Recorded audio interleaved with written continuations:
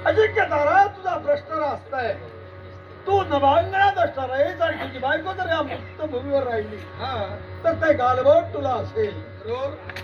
पण चिंता करू नकोस या तुझ्या शंकेचं निरसन मी जरूर करेन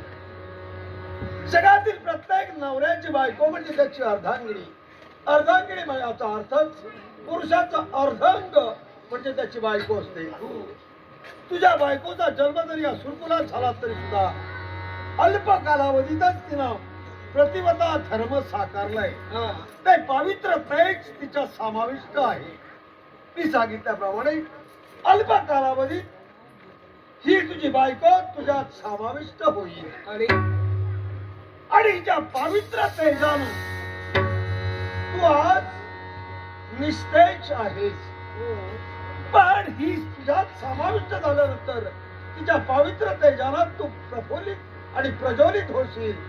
तेजोमय होणार आहे पण देवा त्याची गती या क्षणी मला पाहिजे अजिंक्य तारा अजिंक्य